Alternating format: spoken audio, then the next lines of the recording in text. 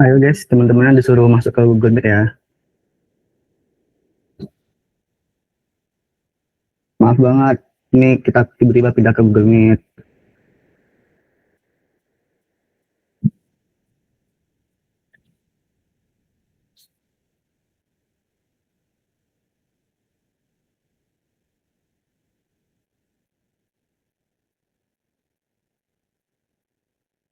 Oh, double kah?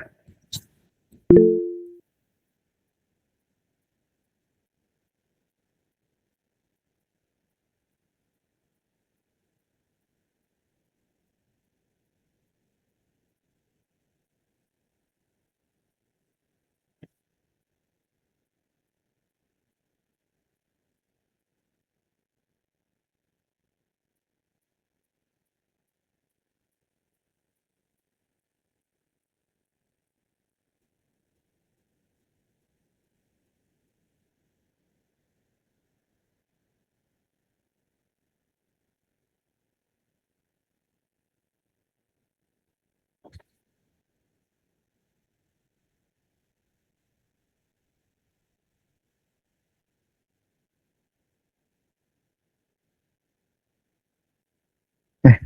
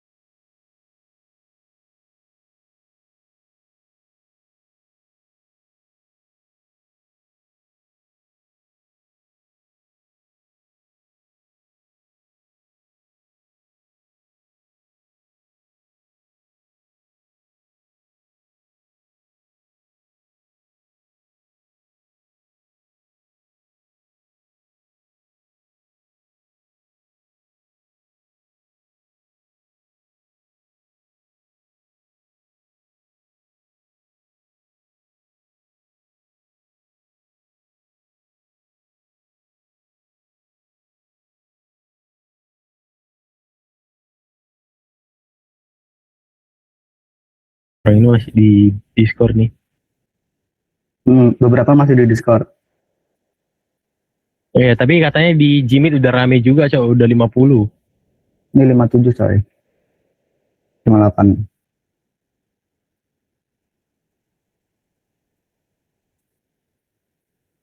Ayo teman-temannya, bikin lagi teman-teman kelompok. Oh, suaraku double kah? Kok bisa double? Itu karena di Discordnya itu temen-temen. Oh gitu. Oh iya, Discord tuh masih on mic. Sorry. Sekarang udah belum? Oke, udah aman ya. Kita tunggu sampai 2:05 lah. Teman-teman diajakin dulu. Nanti 2:05 bisa kita mulai. Ayo. Kayak tadi di Discord rame loh.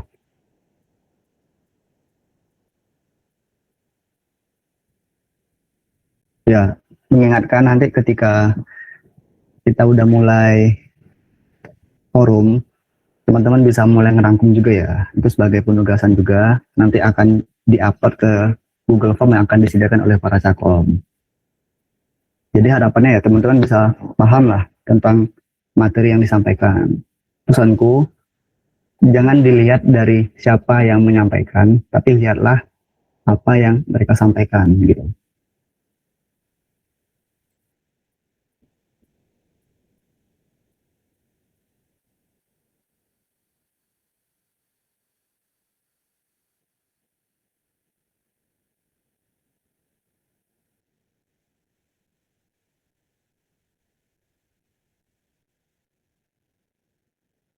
Untuk rangkumannya ntar bisa ditulis di kertas saja teman-teman.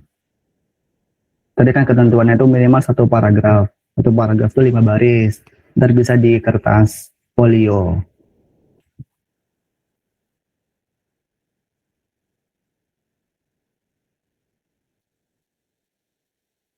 Aman ya? Ada yang ditanya lagi?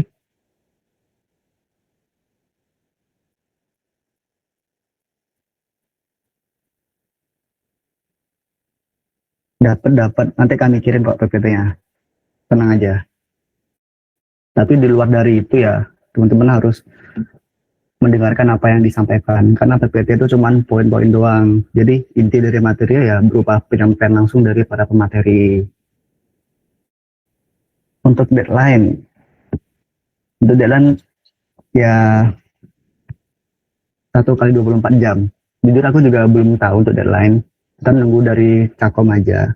Ya kalau bisa ntar malam lah teman-teman usahain udah nyatet gitu.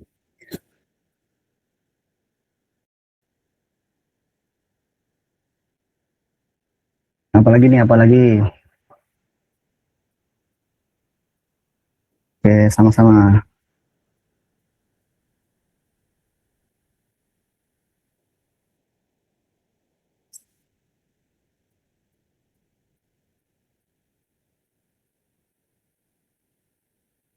Guys, boleh leave server Discord ini dulu, boleh langsung join Gmeet aja. Ini mungkin aku akan mendiskonekkan teman-teman yang ada di server ini biar enak juga melihatnya nanti di Gmeet. Jadi boleh langsung join Google Meet aja guys, linknya udah tersedia di grup angkatan.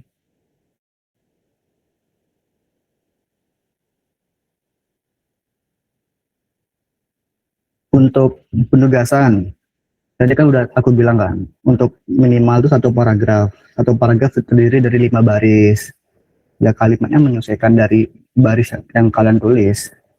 Tulisnya di folio. Oke, berhubung udah mau jam 2:05, gimana nih kabar teman-temannya?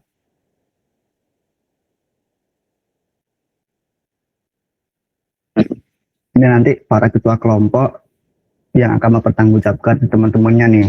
Usahakan teman-temannya yang semisal hari ini nggak bergabung karena ada halangan ya, bisa mungkin teman-temannya harus bisa dapat ilmu yang teman-teman dapat di hari ini gitu. Oke. Oke, ini aku mau mulai dulu ya teman-teman.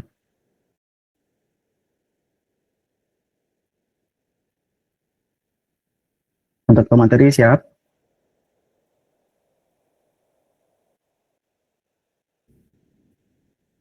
Siap, oke. Mungkin untuk username-nya boleh diganti. Bisa nggak sih di sini? Harus lewat Gmail, Mas, kalau mau ganti username di Gmail. Oke, makasih. Oke, sebelumnya Assalamualaikum warahmatullahi wabarakatuh. Selamat siang teman-teman semua. Aku ucapin terima kasih ke teman-teman semua dari 6 kelompok Arkavia yang udah sempat hadir pada sore hari ini, siang menuju sore. Aku sangat mengapresiasi teman-teman yang udah ngulangin waktunya di tengah-tengah liburan ini. Jadi pada intinya kita siang hari ini itu akan melaksanakan forum pemateri teman-teman, forum kelas pengganti lah istilahnya gitu. Untuk pada forum hari ini itu kita akan membahas tentang manajemen organisasi dan politik kampus. Oh ya, sebelumnya kenalin, nama aku David Ardi Pangestu. Teman-teman bisa panggil aku David. Aku dari kelompok Phoenix. Aku di sini sebagai moderator yang akan memimpin berjalannya acara kita pada siang hari ini. Dan nanti aku juga akan ditemani sama teman-temanku dari para pemateri. Ntar ada 3 orang, yaitu ada Petir dari Periton, ada Ran dari Griffin, dan juga ada Zinta dari mana Zin? Nah, ada 3 orang. Dan nanti aku juga ditemani sama Acit yang akan ngebantu aku dalam menjawab pertanyaan dari teman-teman semua gitu. Jadi sebelum aku masuk ke aku nyerahin waktunya kepada para pemateri, di sini aku mau nyampein dulu nih. Kenapa sih kita ada kelas pengganti? Kelas pengganti itu sebagai konsekuensi dari dibatalkannya kader kita pada beberapa minggu yang lalu. Karena kelas pengganti ini bertujuan agar seluruh informatika 25 tuh sama-sama mendapatkan semua materi yang telah dirancang oleh perangkat kader. Mulai dari akademik, GitHub, sampai materi yang hari ini akan kita bahas sama-sama gitu. Yaitu materi manajemen organisasi dan politik kampus. Selain itu, selain kita mempelajari ini, ntar teman-teman pastinya akan merasakan keberdapakan dan kebermanfaatan dari materi ini gitu.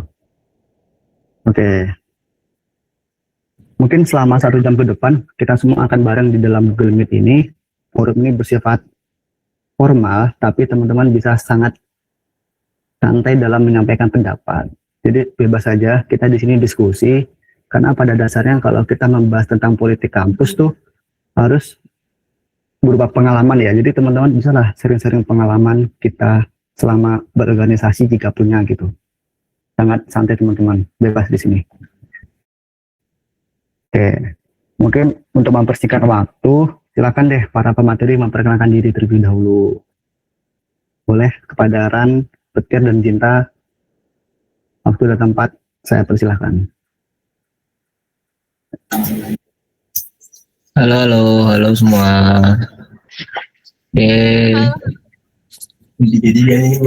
Halo. Jadi di sini perkenalkan dulu, namaku Petir Bani Prambono dari kelompok Periton. Di sini aku jadi salah satu pemateri ya teman-teman. Ditemani juga dengan 2 rekanku yang lain. Ada, silakan Kak. Halo, aku Ran dari Griffin, pemateri juga.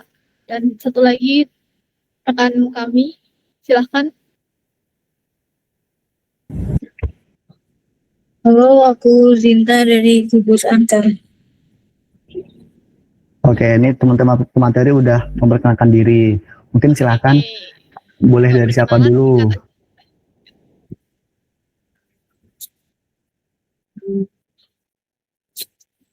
Boleh siapa yang mau memulai materi kita hari ini? Oke, izin masuk ya teman-teman. Oke, maaf Ran sebelumnya, tolong mic-nya agak dideketin lagi. Kurasa kurang Oke. keras gitu. Jelas? Oke, lumayan. Silakan. Oke, thank you. Jadi pembahasan kita di kelas pengganti hari ini adalah manajemen organisasi dan politik kampus.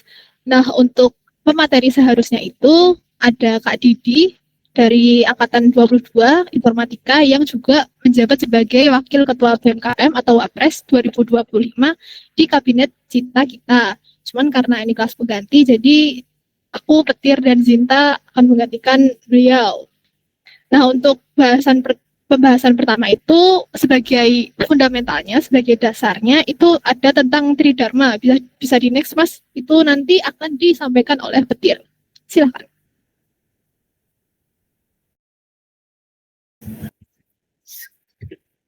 Oke, jadi di sini izin menjelasin ya teman-teman. Tridharma dalam perguruan tinggi itu merupakan dasar pergerakan organisasi dalam kampus. Jadi Tridharma merupakan fondasi integratif yang mencakup 3 elemen utama. Ada pendidikan, penelitian, dan pengabdian kepada masyarakat. Nah, ketiga pilar ini itu tidak bisa berdiri sendiri-sendiri, melainkan membentuk satu kesatuan ekosistem akademik yang bertujuan menghasilkan sumber daya manusia yang unggul, berkarakter, dan memiliki kepekaan sosial yang tinggi.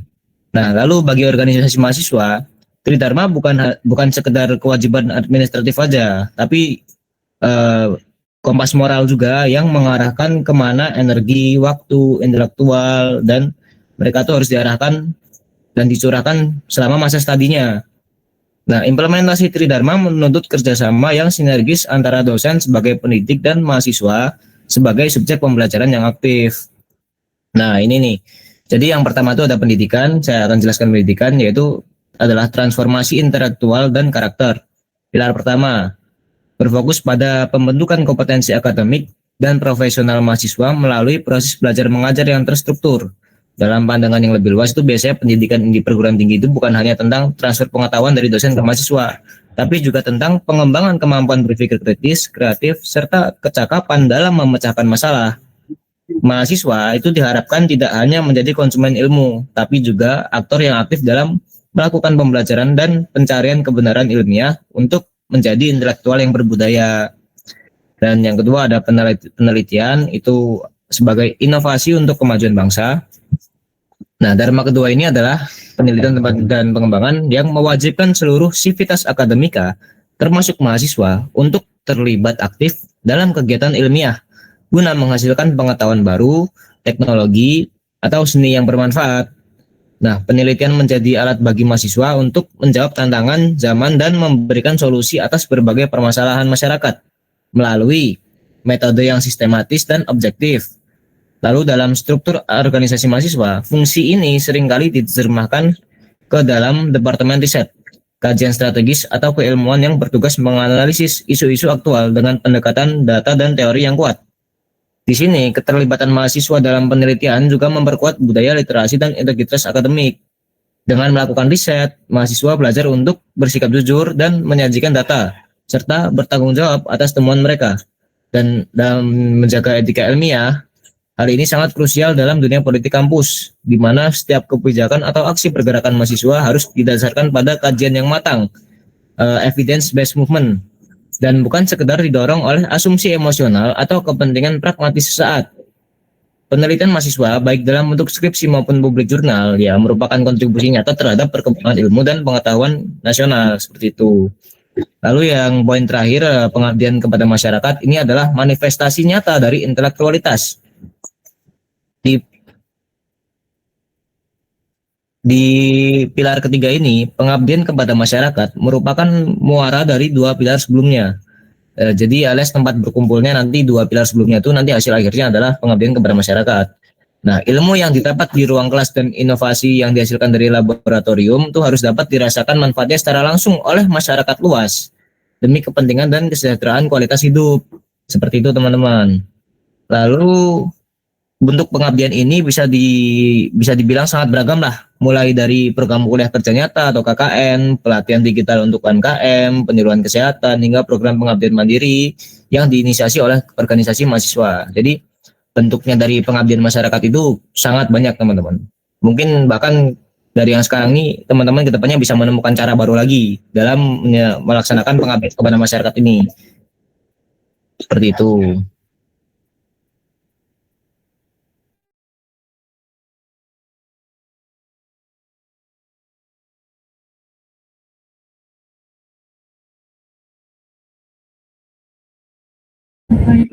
Nah, oke, selanjutnya aku bakal jelasin tentang akademik dan organisasi.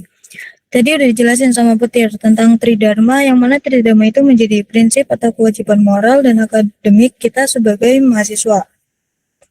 Untuk mewujudkan itu semua, kita perlu paham dua hal yang sering banget nih dianggap bertentangan. Padahal dua hal ini tuh bisa banget jadi simbiosis mutualisme atau saling menguntungkan bahkan saling melengkapi. Dari teman-teman ada yang tahu nggak nih kira-kira dua hal ini tuh apa aja? Oh, udah terlihat ya di layar. Dua hal ini itu ada akademik dan organisasi. Oh, bisa sih disebut simbiosis mutualisme karena hal ini tuh bisa menjadi dua peran. Yang pertama ada peran mahasiswa organisasi, di mana mahasiswa organisasi adalah mahasiswa yang memiliki kemampuan lebih condong aktif organisasi. Mereka itu bisa membantu mahasiswa yang tidak berorganisasi dalam mengasah soft skill seperti public speaking dan bisa memberikan informasi terkait beasiswa atau informasi-informasi lainnya. Kemudian yang kedua itu ada mahasiswa akademik. Mahasiswa akademik adalah mahasiswa yang memiliki kemampuan lebih condong ke akademik. Jadi mahasiswa akademik ini bisa berperan dalam membantu mahasiswa yang aktif di organisasi dan kehilangan waktu belajar dengan mengajarkan materi-materi kuliah yang belum dipahami. Terus boleh nggak sih kalau dua peran ini itu kita ambil semua dalam satu individu mahasiswa? Jawabannya sangat boleh, teman-teman. Yang merasa dirinya mampu mendalami dua peran di layar sebagai mahasiswa akademik maupun mahasiswa organisasi itu silakan saja. Selagi teman-teman bisa menerapkan manajemen waktu dengan baik seperti yang sebelumnya sudah diajarkan oleh kakak-kakak Komlab pada pertemuan kaderisasi sebelumnya. Terus sebenarnya apa sih tujuan dari organisasi itu sendiri? Nah, materi tujuan organisasi dan organisasi lebih detailnya bakal dijelasin sama rekan saya, Ran. Silakan, Ran. Oke, terima kasih Zinta. Jadi teman-teman, kita lanjut. Kenapa sih perlu organisasi di kampus? Di sini aku bakal paparkan 3 tujuan utamanya. Jadi tujuan yang pertama itu ada tujuan filosofisnya, yaitu wujud pengamalan Tridharma. Jadi organisasi kampus itu bukan sekedar tempat kumpul atau nongkrong, tetapi juga merupakan wujud pengamalan dari Tridharma perguruan tinggi yang udah dijelaskan sebelumnya sama Petir. Selanjutnya di tujuan yang kedua itu ada pengembangan diri, yang mana di organisasi itu ketika kita bergabung di dalam organisasi, kita tuh dapat melatih secara soft skill kita, bahkan secara hard skill kita, sampai dengan membangun relasi itu sendiri. Jadi organisasi itu wadah pengembangan diri. Ketika kalian bergabung dengan organisasi dan kalian perform sebaik mungkin di situ, soft skill, hard skill, kalian itu pasti akan berkembang dari waktu ke waktu dan relasi akan terbangun beriringan dengan itu. Yang ketiga, itu ada tujuan dalam ranah himpunan dari informatika untuk informatika. Mahasiswa informatika itu ditargetkan untuk sukses berkontribusi dan memenangkan di semua bidang, baik itu di ranah organisasi, politik kampus, maupun prestasi akademik. Ketika kita ikut organisasi dan juga berpolitik di kampus, secara otomatis kita punya akses terhadap informasi lebih cepat dari kampus dibanding mahasiswa lainnya. Ini terkait mengamankan pos penting yang nantinya akan dibahas. Nah, terus ketika kalian berorganisasi, dapat posisi tinggi misal, yaitu jadi reputasi informatika juga gitu. Terus juga kalau kalian dapat ilmu baru nih di organisasi, itu bisa kalian bagi-bagi sama teman-teman kalian di informatika. Ketika kalian dapat berpartisipasi di politik kampus, pastikan argumen yang kalian bawa atau keputusan yang kalian buat itu berdampak baik untuk informatika. Ketika kalian berprestasi secara akademik, itu juga jadi citra informatika. Prestasi kalian selain untuk diri kalian sendiri itu juga untuk informatika. Nah, sebelum kita lanjut nih, mungkin dari teman-teman ada yang mau berpendapat. Menurut kalian manajemen organisasi yang jadi topik kita hari ini itu apa sih?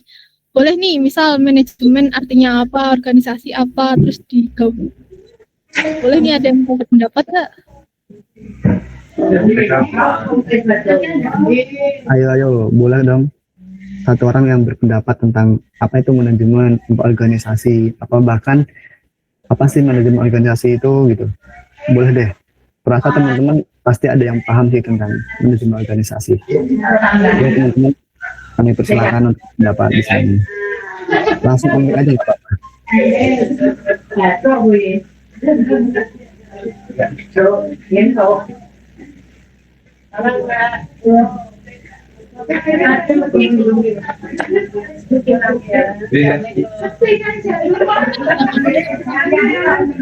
Ayo, ada nggak nih yang mau berpendapat?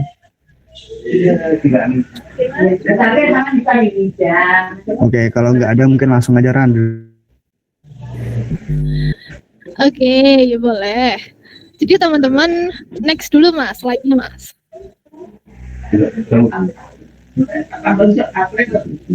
Secara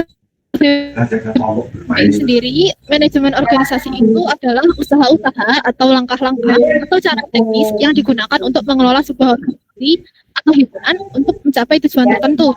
Dalam mencapai tujuan itu nggak mungkin dong organisasi asal jalan, dan organisasi nggak mungkin juga asal jalan tanpa adanya instruksi. Tolong dong di mute. Oke, bentar. Rehan, bisa tolong Rehan.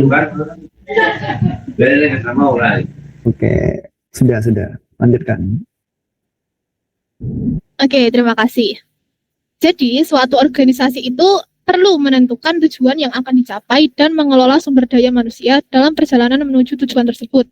Di lapangannya, manajemen organisasi ini berperan dalam mengarahkan dan mengendalikan organisasi serta setiap elemen di dalamnya, seperti anggota, waktu, keuangan, dan lainnya agar selalu efektif dan efisien dalam perjalanan mewujudkan tujuan yang sudah ditentukan. Nah, teman-teman, ada istilah goal first, structure later. Tujuan dulu, baru struktur keanggotaan. Kenapa? Karena ada kesalahan di mana ketua dipilih dulu, tapi habis itu bingung, ini mau ngapain.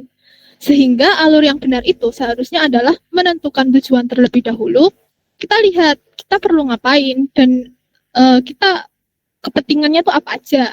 terus kita mufakatkan sebagai tujuan bersama. Kemudian kita tentukan manajemennya harus seperti apa dan bagaimana yang efektif dan efisien untuk mencapai tujuan itu. Kalau tujuan udah ada, manajemennya udah tahu bakal gimana, baru kemudian dibentuk strukturnya. Ketuanya siapa yang cocok, sekretaris bendahara yang mumpuni, divisinya apa aja, dan sebagainya. Next, Mas.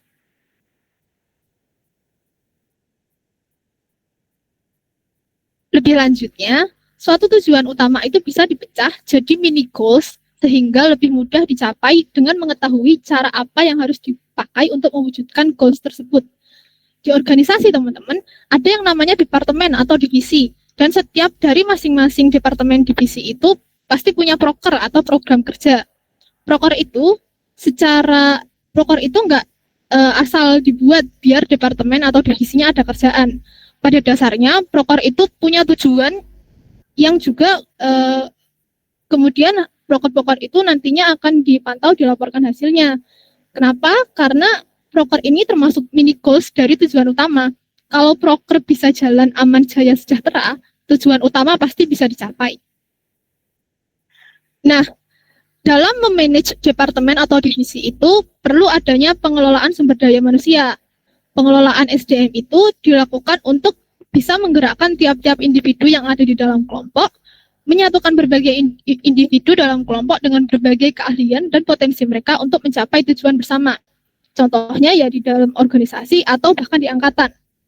Ketika open recruitment, misalnya di situ ada pengelolaan SDM. Oh, si A bagus cara bersosialisasi nih, bisa taruh ke humas. Oh, si B pinter pakai kamera, bisa taruh di PDD. Nah, kayak gitu konsepnya.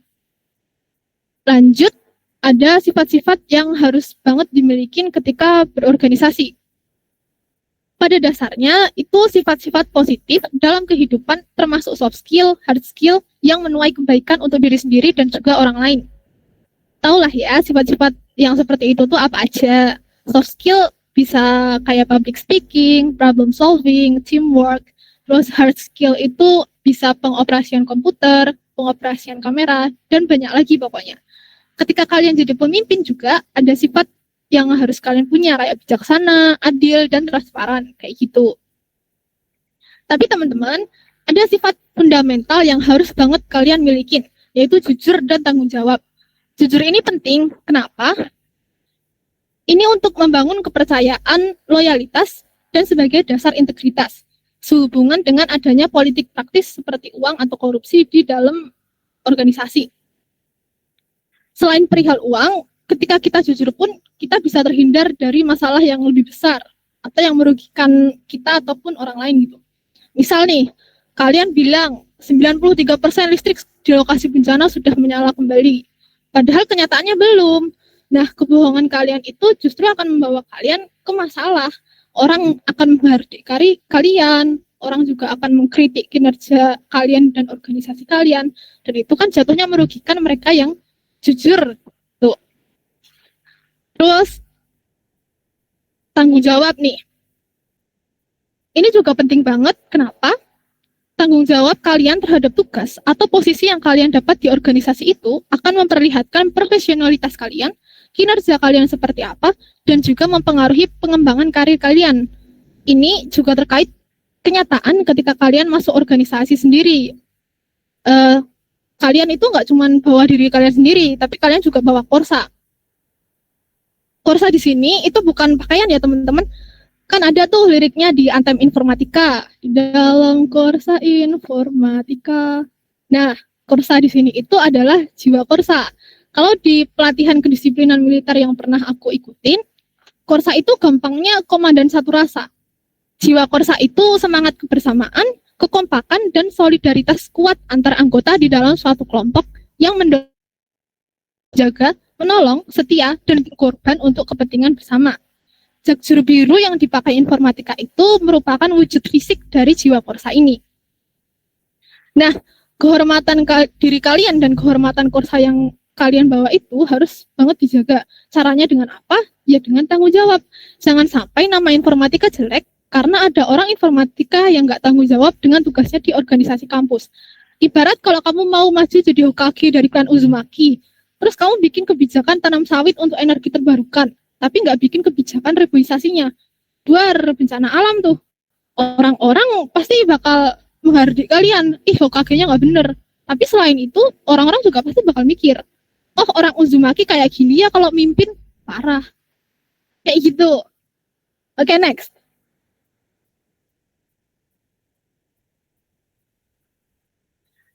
Nah, terakhir tapi tidak terakhir, last but not least. Buat kalian yang minat organisasi dan mau masuk organisasi, berhubung di semester 2 ini kayaknya bakal banyak organisasi yang mencari anggota, ada 4 poin penting yang harus kalian tahu. 1, jangan masuk organisasi karena FOMO. Kalau masuk organisasi karena FOMO, itu berarti kalian masuk dengan motivasi yang bukan dorongan diri kalian sendiri. Padahal di organisasi sendiri itu banyak banget hal-hal yang bisa memberikan kalian manfaat gitu loh. Dan kalau kalian masuk organisasi cuman karena FOMO, no ya. Dan lagi, performa seseorang yang ikut organisasi karena FOMO itu bakalan beda sama mereka yang dari awal udah ada tujuannya sendiri. Nyambung nih sama nomor 2, tentukan tujuan. Sesederhana apapun itu, kalau kalian mau masuk organisasi, pastiin kalian punya at least 1 tujuan.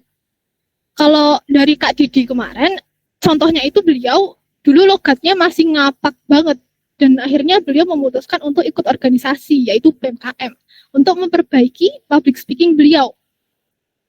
Dengan adanya tujuan seperti itu, ketika kita berorganisasi, kita jadi terarah gitu loh, dan kita fokus sama pengembangan diri. Kalau udah seperti itu, kan jadinya kita bisa dapat banyak manfaat dari organisasi. Lanjut, nomor 3, jangan lalaikan kewajiban kalian sebagai mahasiswa. Ingat, kita tuh masuk perkuliahan ini, masuk ke UPN, masuk ke informatika ini sebagai mahasiswa. Meskipun ada kata maha di depannya, kita tetap siswa. Kewajiban kita apa? Ya menuntut ilmu. Ketika kita lulus menyandang gelar, kan gelar itu harus kita pertanggungjawabkan. Jangan sampai ikut organisasi malah menjauhkan kita dari pendidikan formal. Kelas, kuis, ujian, tugas, proyek, itu keharusan yang harus kalian selesaikan. Dari cerita cuttingnya aku pernah dengar, ternyata ada dosen yang nggak suka ketika mahasiswanya mementingkan rapat dibanding kelas, bahkan sampai diusir gitu loh mahasiswanya. Nah, kan kita nggak tahu ya dosen mana yang nggak suka kalau mahasiswanya terlalu mementingkan organisasi. Jadi kita harus hati-hati banget, dan jangan sampai kita ditandain sama dosen sampai nilai kita mungkin bisa terancam gitu. Nah, ini ada hubungannya nih sama yang nomor 4, yaitu selesaikan manajemen diri sendiri dulu. Nah, mungkin teman-teman masih ada yang ingat manajemen diri yang udah dijelaskan sama Komlab kemarin apa aja nih? Boleh komen, boleh voice. Jangan sepi-sepi banget dong.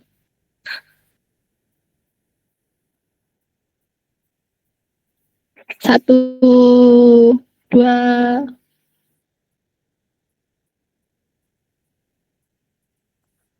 Oke deh, durasi lanjut aja.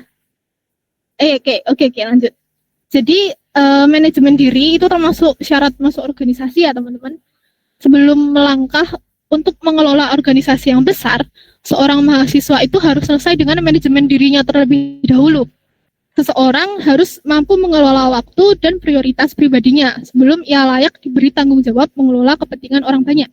Bahkan ya, dari pengalamanku ketika wawancara organisasi itu ditanya, semisal kalian ada acara, tapi kalian harus ada rapat lah atau segala macam, keluarga lah atau apa.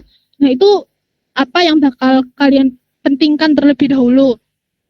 Nah, kalau manajemen diri kita masih kurang, jawaban kita pun nggak akan maksimal, dan dalam menjalankan organisasi itu bisa mempengaruhi performa kita. Seperti itu. Kalau ada pertanyaan boleh di-keep dulu ya teman-teman, nanti di sesi diskusi boleh banget ditanyakan. Nah, organisasi di kampus ini itu ada di lingkup student government. Student government itu apa?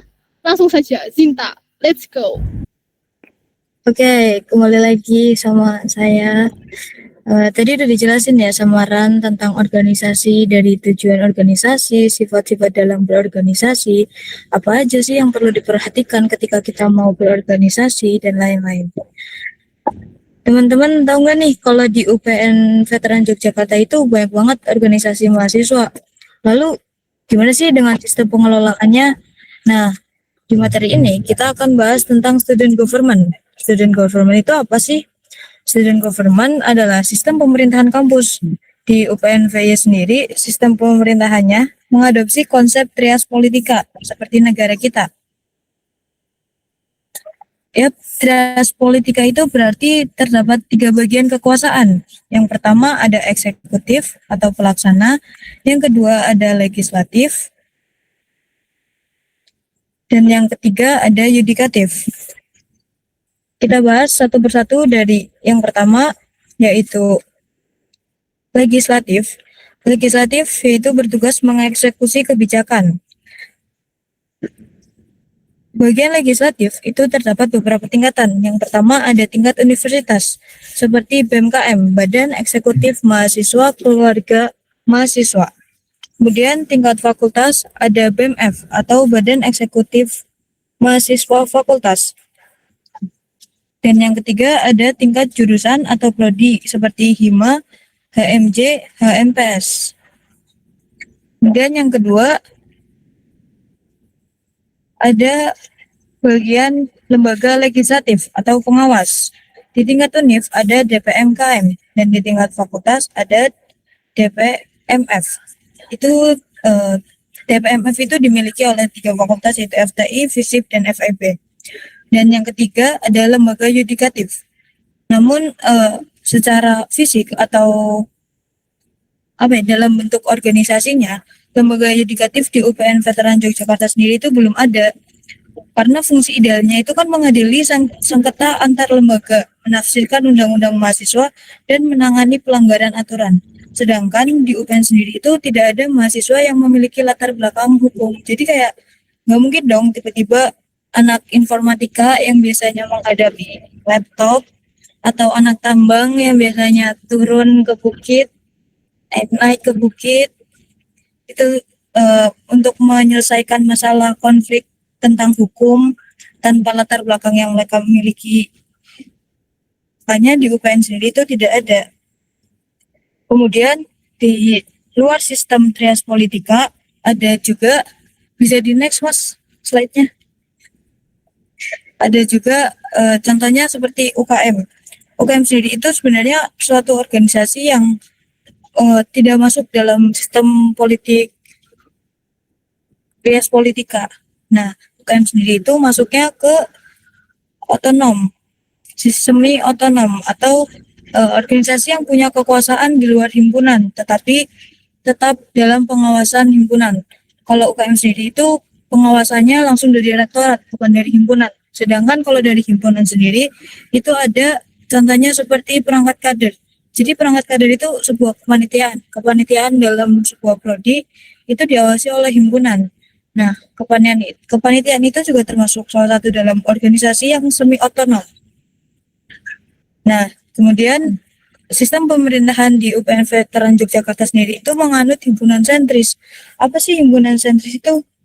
Himpunan sentris adalah konsep tata kelola organisasi pada tingkat jurusan atau prodi, di mana himpunan mahasiswa memegang peran sentral atau pusat dan memiliki kedaulatan penuh dalam menjalankan organisasinya. Berbeda dengan BEM, himpunan mahasiswa melebur fungsi eksekutif dan legislatif menjadi satu. Jadi semua keputusan atau semua jalan yang diambil setiap jurusan atau prodi itu bakal berpusat pada satu, yaitu pada himpunan. Bagaimana himpunan akan mengarahkan mahasiswa-mahasiswa dalam prodi tersebut itu sepenuhnya dipegang oleh himpunan. Nah, kemudian untuk materi selanjutnya kita akan membahas tentang politik kampus yang akan dijelaskan oleh rekan saya Petir. Silakan kepada Mas Petir. Oke, halo, kembali lagi dengan gue ya teman-teman. Di sini kita lanjutin bahas tentang materi politik kampus. Nah, di sini itu politik kampus itu seringkali dianalogikan sebagai miniatur negara karena struktur, mekanisme, sama dinamika di dalamnya itu mencerminkan tata kelola pemerintahan sebuah negara dalam skala yang lebih kecil, tapi memiliki kompleksitas yang serupa.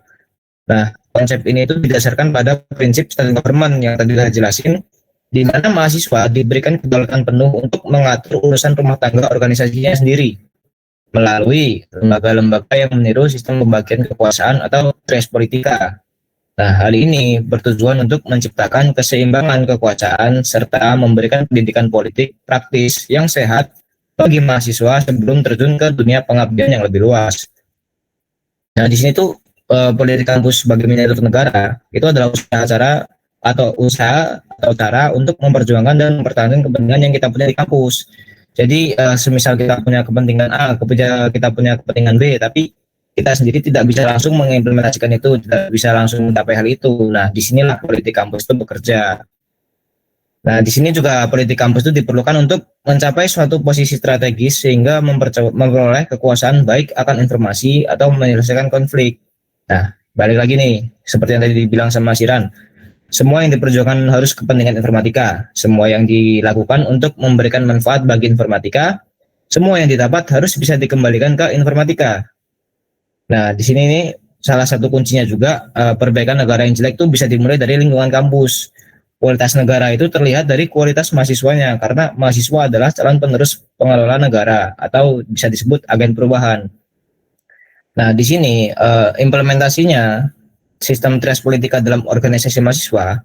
Dalam ekosistem miniatur negara di kampus, kekuasaan itu dibagi jadi 3 cabang utama untuk menjaga mekanisme pengawasan dan keseimbangan, check and balance lah, sehingga tidak terjadi pemusatan kekuasaan pada satu individu atau kelompok tertentu.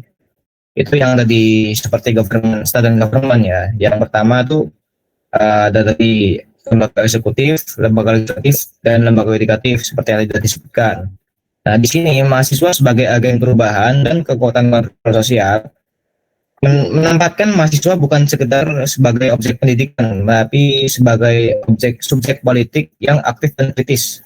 Sebagai pemimpin masa depan, mahasiswa menggunakan panggung organisasi kampus untuk mengasah kemampuan kepemimpinan, negosiasi, manajemen konflik, dan pengambilan keputusan strategis. Nah, kampus menjadi laboratorium, ibaratnya tempat praktek gitulah. Tempat mahasiswa belajar bagaimana memperjuangkan kepentingan kolektif dan menjaga integritas moral di tengah berbagai tekanan kepentingan politik praktis. Sebagai agen perubahan, mahasiswa itu memiliki mandat moral untuk membawa perbaikan bagi lingkungan kampus maupun masyarakat luas. Mahasiswa itu diharapkan mampu mengidentifikasi ketimpangan, menyuarakan keadilan, dan menjadi motor penggerak transformasi sosial. Selain itu juga peran sebagai kontrol sosial menurut mahasiswa untuk bersikap kritis terhadap setiap kebijakan otoritas, baik birokrasi, universitas, maupun pemerintahan pusat. Gunanya memastikan bahwa kebijakan tersebut tetap berpihak pada kepentingan rakyat dan nilai-nilai kebenaran. Kekuatan politik mahasiswa seringkali itu jadi lokomotif intelektual lah yang paling disegani karena sifatnya memang idealis dan independen seperti itu. Mas, next Mas. Nah, terus di sini kita lanjut ada etika berpolitik ya teman-teman. Politik kampus adalah usaha untuk memperjuangkan kepentingan mahasiswa, bukan kepentingan pribadi atau golongan. Nah, setiap tindakan politik, mulai dari lobby dengan rektorat hingga aksi massa, itu harus didasarkan pada prinsip manfaat bagi konstituen. Nah, perbaikan negara itu yang dianggap rusak dimulai dari memperbaiki budaya politik di kampus. Jadi kita ibaratnya sebelum terjun ke lapangan langsung, kita tuh diolah dulu lah di sini di kampus ini supaya kita tuh bisa memperbaiki budaya politik di lingkungan kita nanti. Nah, itu dimulai dari lingkungan kampus sendiri seperti itu.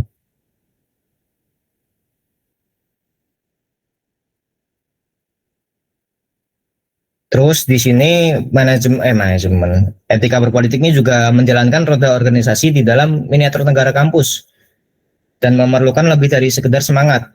Perlu juga pemahaman mengenai manajemen organisasi yang profesional dan etika politik yang luhur.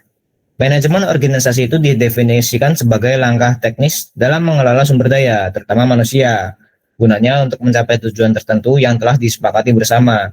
Nah, tanpa manajemen yang baik, nanti sebuah organisasi mahasiswa itu hanya akan jadi sekumpulan individu yang bergerak tanpa arah, yang pada akhirnya gagal memberikan manfaat nyata pada lingkungan sekitarnya. Terus di sini ada prinsip-prinsip juga. Kita tuh sebagai mahasiswa tuh setiap pemimpin organisasi itu harus mampu menentukan tujuan besarnya lah, yang kemudian tuh dipecah jadi tujuan-tujuan kecil. Supaya lebih mudah dipahami secara diukur progresnya, pengelolaan sumber daya manusia jadi kunci utama, di mana seorang pemimpin itu harus mampu nyatuin berbagai individu dengan potensi dan keahlian yang berbeda-beda, seperti tadi yang udah disebutin Samaran. Mas, lanjut Mas.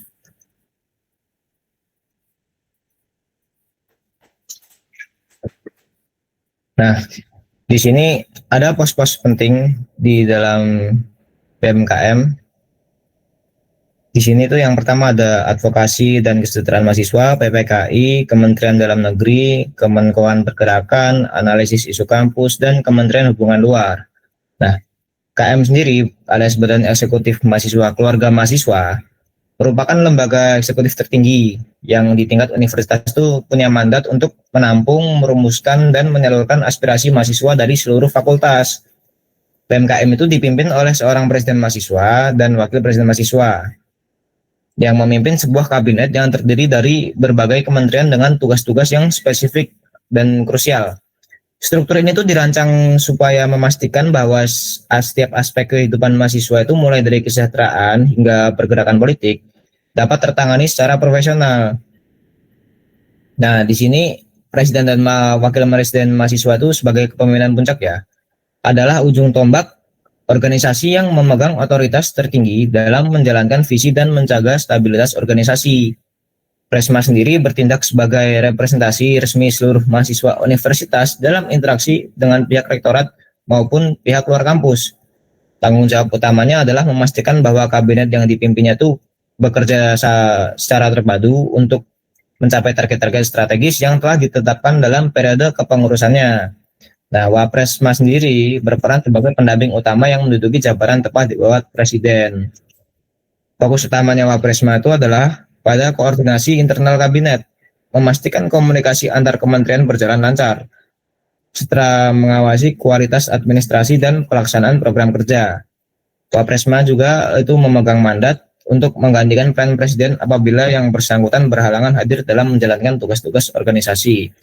Ya, seperti layaknya ketua dan wakil dalam setiap organisasi lah, ketika ketuanya sedang tidak bisa hadir, maka digantikan oleh wakilnya.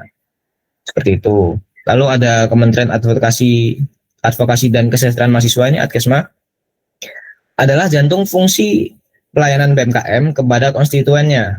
Tugas pokoknya kementerian ini adalah menjadi garda terdepan dalam memperjuangkan hak-hak dasar mahasiswa dan memberikan solusi atas permasalahan kesejahteraan yang muncul di lingkungan kampus. Ruang lingkup kerjanya itu mencakup advokasi terkait biaya pendidikan, seperti penurunan atau penangguhan UKT, terus ada informasi beasiswa, lalu ada pemenuhan fasilitas kampus yang memadai, hingga bantuan terkait kendala administrasi mahasiswa. Adkesma itu bertindak sebagai jembatan resmi antara mahasiswa yang memiliki keluhan dengan pemangku kebijakan di universitas alias rektorat, melalui program-program seperti Forum Kesejahteraan Mahasiswa, atau Forkesma atau Pusat Layanan Bantuan. Kementerian ini memastikan bahwa suara mahasiswa yang merasa dirugikan itu dapat terdengar dan dicarikan solusi yang adil. Advokasi yang dilakukan itu bersifat taktis namun strategis, mencakup pengawalan kebijakan kampus agar selalu berpihak pada kepentingan mahasiswa, seperti itu. Dan selanjutnya nih ada Kementerian Pengembangan Karir dan Prestasi. Sesuai dengan tantangan sekarang tuh ya, BMKM itu sebenarnya fokus pada peningkatan kualitas lulusan melalui Kementerian PPKI itu. Nah, kementerian itu punya tanggung jawab besar dalam mengembangkan potensi akademik, penalaran, dan keterampilan profesional mahasiswa di luar kurikulum wajib perkuliahan. Ini tuh fokus utamanya adalah ngefasilitasin mahasiswa dalam meraih prestasi ya di tingkat manapun itu, baik regional, nasional maupun internasional, melalui pendampingan kompetisi ilmiah dan hibah kompetisi. Ibaratnya mereka yang nemenin lah, yang rangkul, yang ngasih arahan, seperti itu. Nah, PPKI ini juga berperan aktif dalam penyelenggaraan pelatihan soft skill seperti kepemimpinan dan komunikasi, serta juga hard skill yang relevan dengan kebutuhan industri saat ini. Jadi sesuai perkembangan zamannya sekarang, kalau misalnya perbedaannya itu ada, di situ bisa dilihat ketika PPK ini mengadakan penyelenggaraan pelatihan itu yang hard skill, misalnya sekarang butuh apa ya, kalau sekarang ya kebutuhan industri sekarang itu hard skill yang dibutuhkan tuh semisal harus bisa melakukan A, melakukan B. Nah, itu nanti yang akan diselenggarakan oleh PPKI. Nah, PMKM itu juga berusaha mewujudkan kampus yang produktif dan kompetitif, di mana mahasiswa itu tidak hanya cerdas secara teori, tapi juga memiliki kesiapan karir lah, yang matang, yang udah matang, melalui program magang, seminar karir, dan pengembangan kewirausahaan seperti itu. Lalu ada Kementerian Dalam Negeri, Asdagri. Kementerian Dalam Negeri ini memfokuskan kinerjanya pada harmonisasi hubungan internal antar organisasi mahasiswa di dalam universitas itu. Nah, tugas utamanya adalah membangun sinergi dan solidaritas antara BMKM dengan BEM fakultas, UKM maupun himpunan mahasiswa. Dari itu tanggung jawabnya untuk memastikan bahwa tidak ada konflik horizontal antar lembaga, dari menjaga agar dinamika politik di internal kampus tetap berjalan dengan sehat dan kondusif. Proker Deragri sendiri itu seringkali melibatkan koordinasi rutin, penyelenggaraan kegiatan pengakraban antara pengurus organisasi, serta pengawalan terhadap proses kaderisasi pemimpin mahasiswa di tingkat universitas.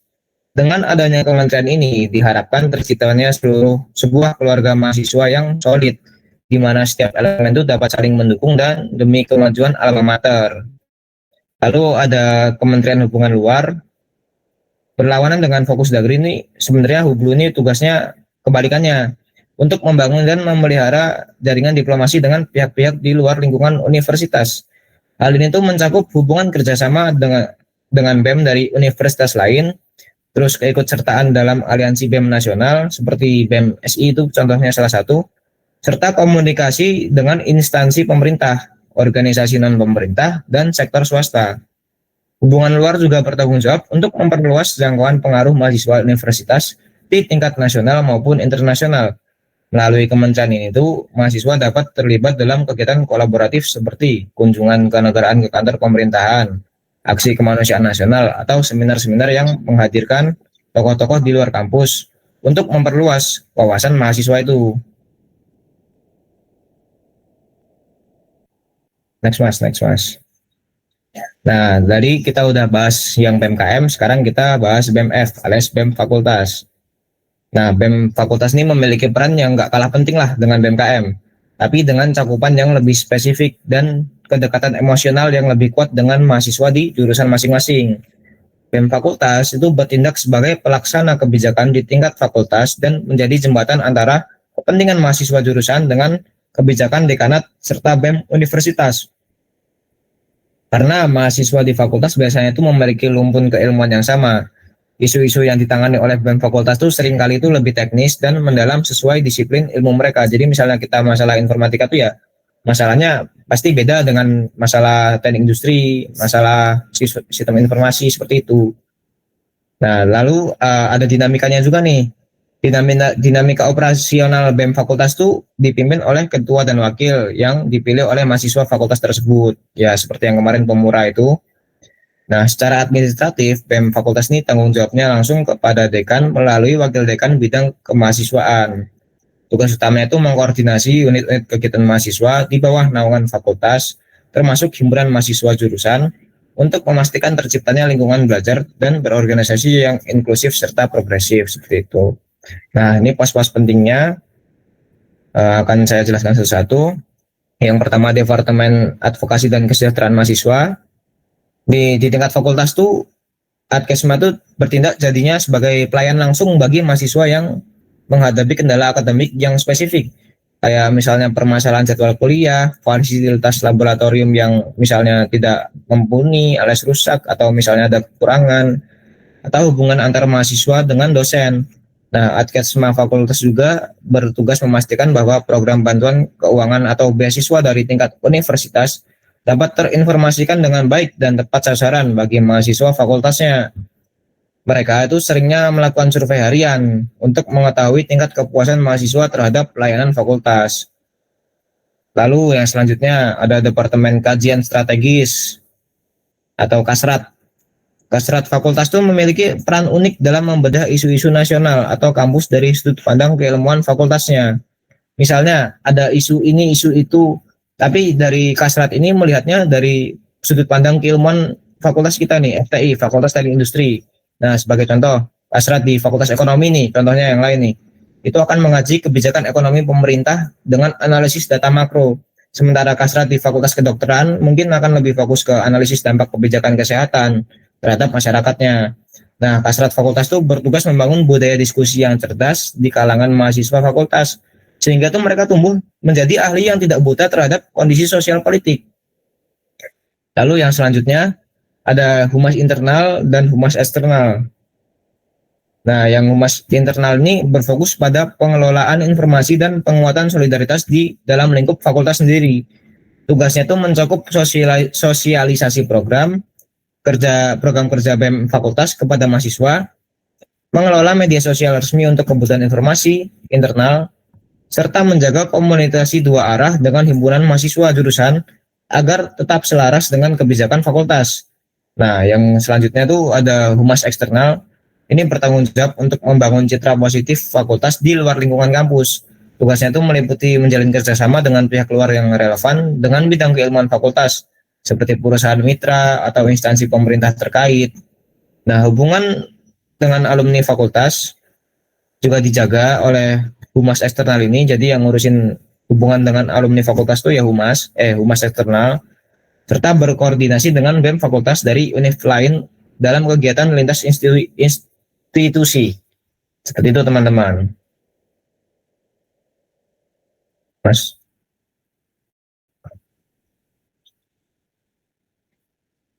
Nah, di sini kesimpulan dan implikasi strategis bagi mahasiswa itu analisis komprehensif tentang Tridharma perguruan tinggi, terus ada konsep miniatur negara dan struktur strategis BEM, itu nunjukin bahwa kampus itu adalah medan pelatihan yang sangat serius lah bagi calon pemimpin bangsa.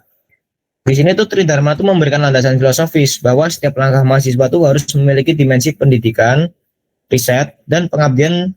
Sementara konsep itu miniatur negara memberikan kerangka kerja demokratis di mana mahasiswa itu dapat belajar mengelola kekuasaan secara bertanggung jawab melalui pembagian peran eksekutif, legislatif, dan secara ideal yudikatif. Tapi yudikatif sendiri di ranah UPN Yogyakarta tuh belum ada karena tidak ada mahasiswanya yang punya background hukum lah, seperti itu.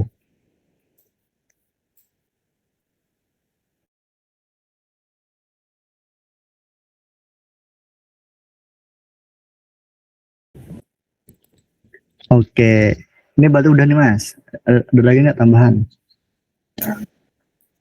Sampun. Oke, sudah ya ini. Jadi gimana teman-teman? Sangat memberikan wawasan tidak?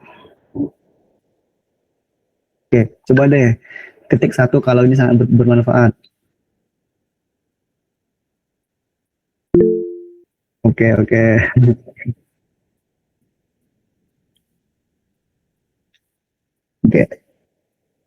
Mungkin sebagian besar dari teman-teman semua baru mendengar tentang istilah-istilah yang telah disampaikan oleh para pemateri tadi. Jadi harapanku di sini selaku moderator ya, teman-teman semua bisa paham lah tentang pos-pos penting, tentang apa itu Tridharma perguruan tinggi yang kita sebagai mahasiswa wajibannya adalah memenuhi 3 hal tersebut. Kemudian apa yang harus kita lakukan selaku mahasiswa itu harus dipahami gitu. Nah, sekarang saatnya kita buka sesi tanya jawab nih. Ada nggak dari teman-teman yang mau bertanya? Atau dari Acit nih, boleh Cit, ngomong dulu Cit. Oke, makasih ya untuk David. Ya. Aku mau bertanya boleh. Langsung. Aku mau bertanya. Bentar ya, dibuka dulu. Gimana ya? Boleh. Kalian mau bertanya? Ini kan lagi di luar, lagi ada acara keluarga ya. Apakah saya boleh keluar di forum ini sekarang? Mau ngapain Han? Ada forum keluarga. Oke, boleh Han, boleh. Tapi yang penting tugasnya jangan lupa ya Han. Oke. Yang penting PPT-nya dikirim ya. Aman aja. Iya. Oke. Oke, makasih Terima kasih ya. Izin. Izin keluar forum dulu ya. Siap. Oke. Diizinkan nggak nih? Gimana teman-teman, izinkan nggak? Diizinkan nggak keluar, teman-teman? Udah keluar dia. Keluar. Udah. Oke nih. Oke, terima kasih aku ucapin buat David karena telah memberikan aku dan David kesempatan untuk menanggapi pertanyaan yang mungkin bakal teman-teman berikan. Aku berharap sih kita nggak cuman ngasih pertanyaan ya, tapi aku juga berharap teman-teman bisa ngasih opini. Dan menurutku sendiri itu tuh nggak ada opini yang salah, mungkin opininya nggak tepat aja.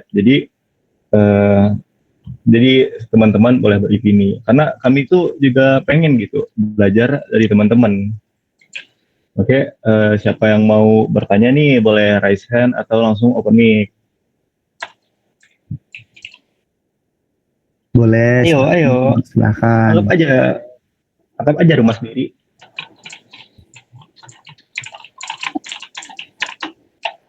Atau boleh deh teman-teman mau sharing-sharing juga Biar tentang materinya makin. organisasi. Aku yakin teman-teman di sini pasti banyak lah yang semasa SMA-nya tuh organisator banget. Join OSIS, join pramuka, join apapun itu. Bolehlah pengalaman teman-teman Betul. tentang organisasi bagaimana. Terus besok mau nggak di kampus ini kita join organisasi Betul. lagi gitu. Bolehlah sharing-sharing di sini. Terasa nggak sih beda banget organisasi di sekolah sama di Iya. kampus? Kalau di sekolah tuh mungkin kita masih agak diatur sama guru lah. Kalau di kampus tuh sekarang nggak, Benar. arah gerak dari organisasi itu ya dari kita sendiri yang menentukan. Gitu. Nah, kita lebih punya kendali gitu dan lebih punya power buat ngelakuin apa yang kita organisasi kita inginkan. Ayo, siapa yang nanya? Nanti siapa yang bertanya nih dapat dapat konsum deh pas arak-arakan, kata Jeff gitu. Oke, ayo. Ayo, siapa Tunjuk yang nanya guys? Tunjuk aja nih. Ayo, Tunjuk nih. mau tunjuk atau mengajukan diri. Ayo selamatkan nyawa teman-teman kalian daripada aku tunjuk. Selamatkan jantung teman-teman kalian. Atau kita ambil deh satu kelompok satu gimana gitu. Banyak ya. Jadi nyiapin pertanyaannya juga bareng-bareng gitu.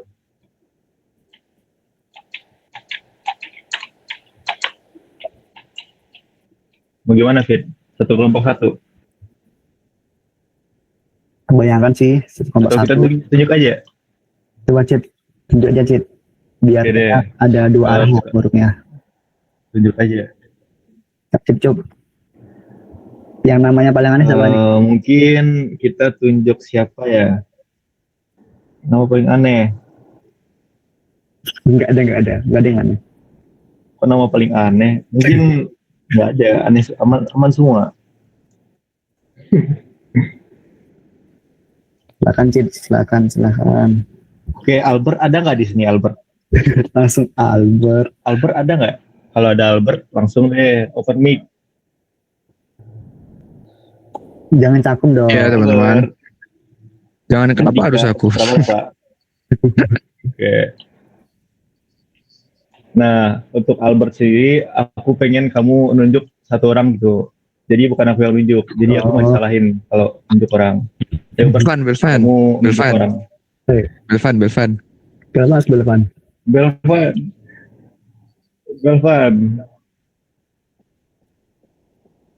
Ayo Mas Belvan. Belvan tuh lagi ini loh, lagi ada sesuatu dia ngechat aku. Ayo Belvan. Belvan pokoknya. Oh iya, Belvan lagi ada kendala. Ya, Iya. cuman dia join sini. Nggak bisa. Iya, Belvan lagi nggak bisa. Coba yang lain deh. Siapa ya? Atau kamu mau ngasih opini nggak? Nggak harus bertanya gitu.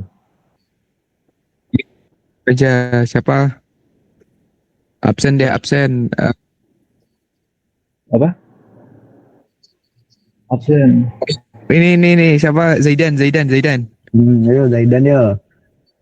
Tunjukkan suaramu. Zaidan. Oke, Zaidan dari Zaidan dari Noktua, silakan raise hand atau langsung boleh open mic deh, Zaidan.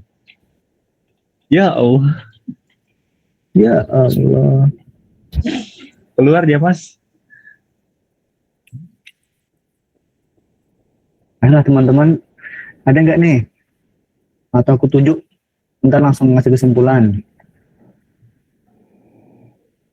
Mending nanya atau kesimpulan? Ini pemateri ini siap ditanya ini. Masa nggak ada yang kepo tentang organisasi itu gimana?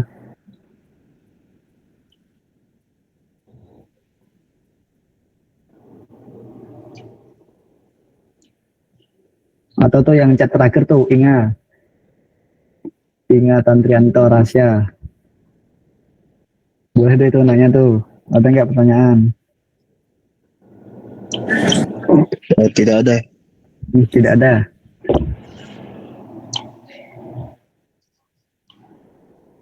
Udah ada, oke. Oh ini yang baru join nih, Jay boleh nanya deh. Mungkin Jay ada pertanyaan. Atau aku mau nanya nih dari pemaparan Atau materi mungkin tadi. semasa Cit, lanjutin Cit. Kamu mau ngomong apa Cit? Lanjut Cit. enggak sama. Pikiran kita sama. Besti Sama kita. nih, sama nih pikiran kita. Sama, pikiran kita sama. Masalah materi, besti kita. Ada nggak dari sama. yang kurang jelas tentang materi yang disampaikan atau ke materi? Boleh lah ditanyain. Sebenarnya di sini kalian tuh juga masih belajar teman-teman. Ya, semisal jaringannya tadi ada nge-lag gitu. Sama-sama diskusi di sini, nggak ada yang salah. Ayolah, diam-diaman baik.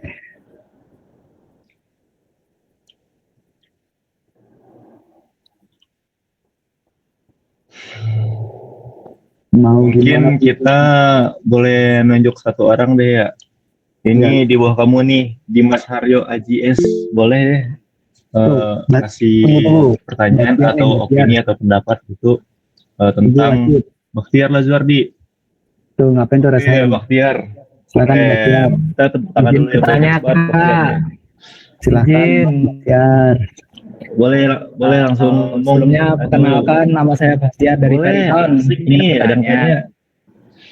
Tangan dulu. Jadi tadi kan student government di UPNPYK itu ada 3, ada 2 yang masih terbentuk.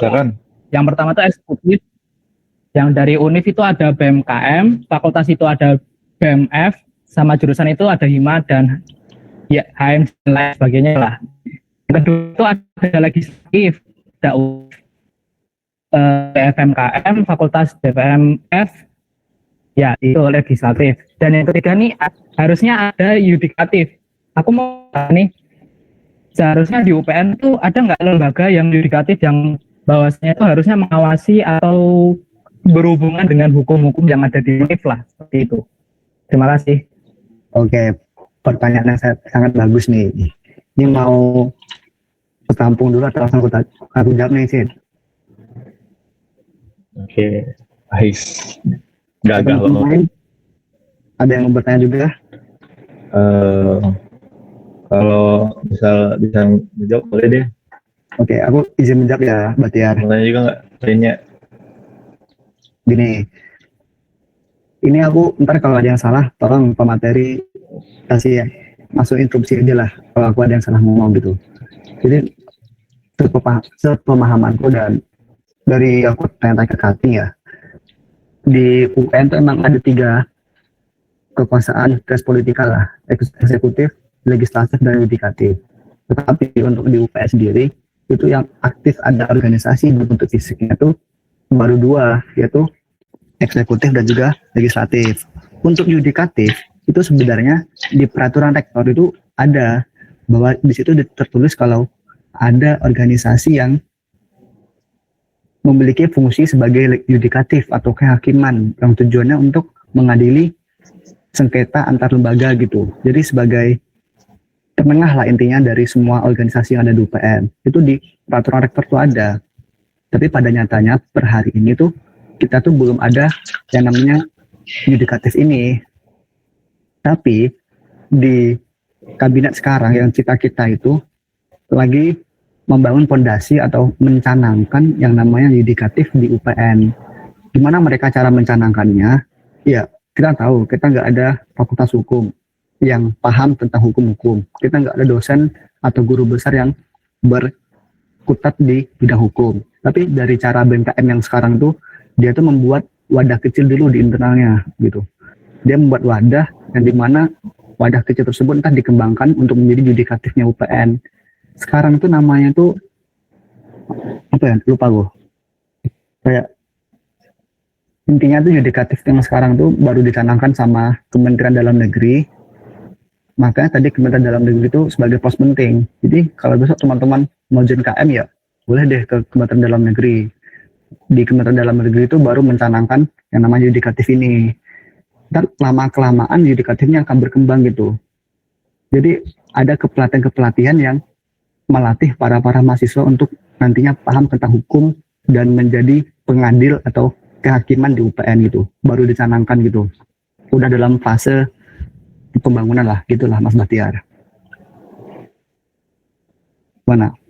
Oke, Mas David, itu artinya seperti menanam benih gitu ya. Jadi dari kecil dulu nanti berharapnya bisa dikembangkan lebih lanjut seperti itu ya, Mas David. Betul. Jadi kita nggak bisa berharap di UPN itu langsung ada yudikatifnya. Soalnya kita latar belakangnya sangat kurang di bidang itu. Benar. Jadi dari dalam negeri pun sedang berupaya gitu supaya eksekutif dan legislatif ini tuh tidak semena-mena gitu mereka dalam menjalankan tugasnya, tetap ada yang menghakimi gitu.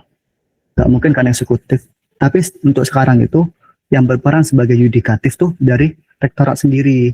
Jadi apapun masalahnya yang dialami oleh eksekutif dan legislatif yang akan menghakimi itu dari rektorat sendiri. Gitu. Sekarang masih rektorat gitu. Ya tadi yang balik lagi sekarang baru dalam proses pembibitan yudikatif lah di UPN, istilah gitu. Oke, terima kasih Mas David, jawabannya memuaskan. Ya, keren. Pertanyaannya sangat jos. Suka gue. Ayo, yang lain ada lagi nggak? Kita sharing-sharing di sini.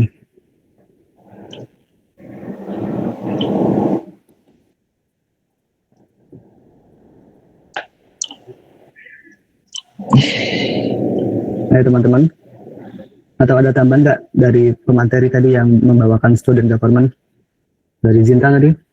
Gimana Zin? Jawabanku ada yang kurang nggak?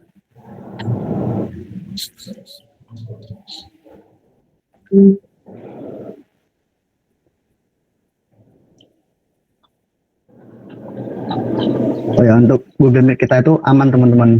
Aku pakai akun student kok, jadi berapa jam pun nggak akan ada limitasi. Ini untuk forum sebelah tuh udah ganti link kedua nih mereka.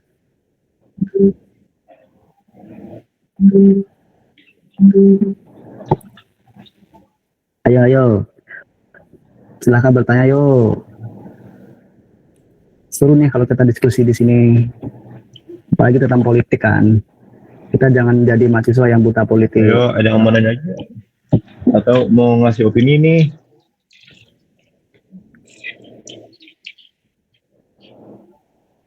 Apa ya? Tadi Sebenarnya ada yang ketiga. kampus tuh nyediain organisasi itu supaya kita tuh juga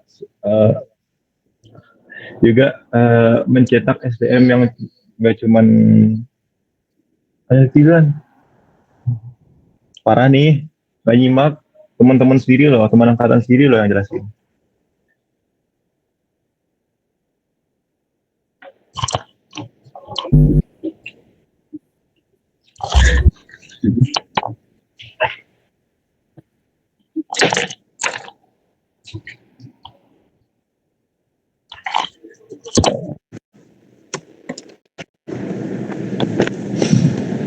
Ayo teman-teman, satu pertanyaan lagi deh terakhir.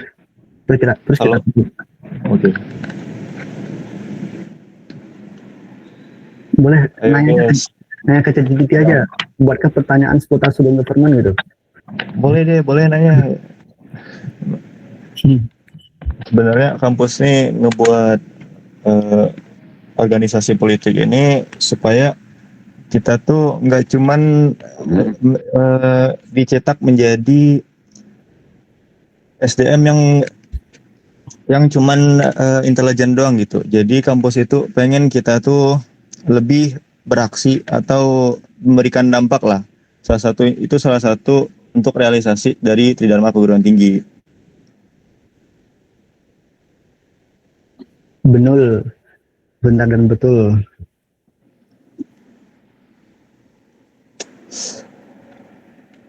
Waduh, ini sepi banget nih. Ini pada mau udahan kah? Coba yang mau pengen udahan ketik satu.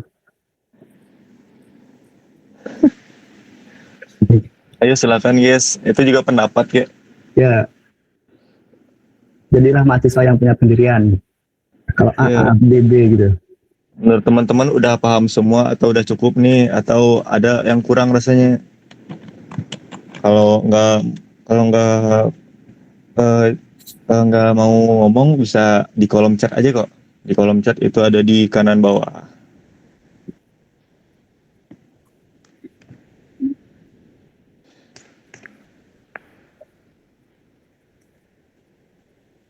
Kita tunggu 3.15 sih mas.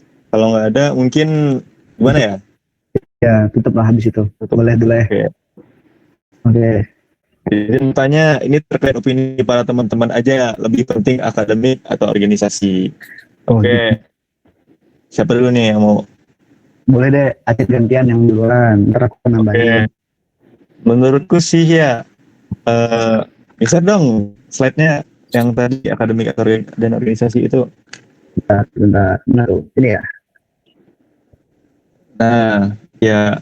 Nah, menurutku sih ya, keduanya itu sama-sama benar, sama-sama penting. Pertama di akademik itu kita fokus gitu akan jurusan kita untuk kedepannya kita juga bisa kontribusi dengan berprestasi dan lainnya. Sedangkan berorganisasi itu penting juga karena kita tuh organisasi itu namanya butuh relasi ya. Kalau relasi kita banyak, peluang kerja kita juga bakal lebih gampang gitu. Dan relasi kita nggak cuma di situ-situ aja. Dan menurut perspektif ya, akademik itu penting kalau kamu maunya berkembang sendiri, dan kalau organisasi itu penting juga kalau kamu pengen berkembangnya bersama-sama. Itu nyesuaiin ke diri sendiri lagi. Sih gitu ya. Atau ada yang ngasih pendapat atau teman-teman sendiri nih yang mau ngasih opini juga, lebih penting akademik atau organisasi sih? Oke, itu kalau dari Acit ya. Ini aku nih gantian mau ngasih opini. Kalau menurutku pribadi, akademik dan organisasi itu dua hal yang berbeda teman-teman. Jadi kalau teman-teman mau join organisasi ataupun fokus ke akademik tuh harus nentuin tujuannya dari sekarang. Teman-teman tuh passionnya di mana sih? Apakah akademisi atau organisator? Harus bisa ditentukan dari sekarang. Untuk mana yang lebih penting tuh, dua-duanya penting, gak ada yang gak penting. Tergantung tujuan kita masuk ke kampus. Untuk sebagai seorang akademik, bukan berarti kalau orang yang ingin fokus ke akademik, mereka itu dalam berelasinya juga nggak ada gitu. Mereka juga tetap ada relasi. Mungkin lingkup relasi mereka tuh bukan yang di akademik, bukan di organisasi, tapi lingkup relasi mereka tuh sesama akademisi yang sama-sama punya tujuan untuk berkembang bareng di akademik gitu. Sebenarnya sama aja, pentingnya tuh sama-sama penting. Dan ini sih, aku sempat ngobrol sama Katim 23 yang join di BMKM. Kalau kita ingin menjadi seorang organisatoris, join di organisasi, itu jangan sampai lalai ke akademik. Gimana sih cara biar akademik kita nggak kurang gitu? Ya dengan kita membangun relasi dulu ke teman-teman dekat kita. Jadi kalau kita ada rapat nih di organisasi lagi sibuk, sehingga yang nge-backup akademik kita tuh ya teman-teman kita, tapi dengan syarat adanya simbiosis mutualisme. Kita memberikan informasi penting tentang beasiswa lah atau apapun itu ke teman kita yang membantu akademik kita gitu. Itu sih saran dari Kating yang pernah pajak ngobrol tentang organisasi. Pentingnya sama-sama penting. Gimana tuh Mas? Silahkan. Ya mungkin ya akademik sama organisasi itu bisa digabungkan lah dengan contohnya tuh kayak KSM yang ada di kampus kita sendiri itu kan bervariasi tuh. Ya itu kan juga menunjang jumlah relasi kita dan juga wawasan kita juga bakal lebih luas dengan KSM yang udah terfokus dengan tujuan untuk belajar gitu. Jadi teman-teman kalau juga pengen akademik dan organisasinya main, ya mungkin KSM jawabannya KSM UKM. Gitu aja sih Mas. Kayak gitu sih. Itu opini dari kami. Ntar kalau pengen dapat yang lebih insightful lah, bisa tanya ke Asuh ya. Gimana Abbas? Apakah menjawab? Semoga menjawab ya. Di sini kami juga belum terjun ke organisasi juga kan, jadi belum tahu banyak tentang hal itu.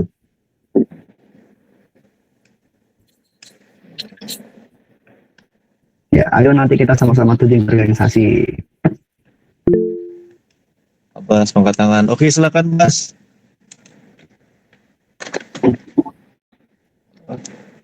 Muncul. Iya, nggak apa-apa. Ada lagi? Ada lagi kah?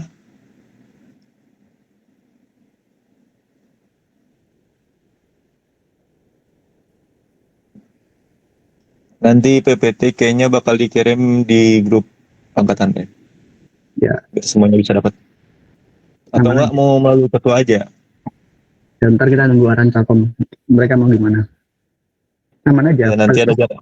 Pasti dibikin jarkom kok. Oke teman-teman, udah nih. Udah. Juga ini udah sore juga, udah asar. Siapa tahu teman-teman mau beraktivitas di luar akademik, di luar kelas pengganti ini. Oke. Kita tutup nih Mas. Ya tutup aja lah, gak apa.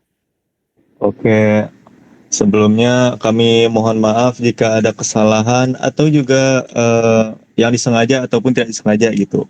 Kami pun berharap kelas pengganti hari ini tuh dapat jadi manfaat buat kita semua. Gak kita semua aja, tapi orang-orang di sekitar kita. Dengan teman-teman mengaplikasikan ilmu yang telah kita diskusikan hari ini bareng-bareng gitu. Mungkin sekian dari aku. Dari David Budi, apakah ada kata-kata yang mau disampaikan? Ada. Nih aku kembali mention lagi kata-kata yang aku sampaikan di awal. Jangan lihat dari siapa yang menyampaikan, tapi lihatlah apa yang disampaikan. Mungkin kata-kata itu bisa membuat teman-teman menghargai orang-orang yang berbicara tadi gitu.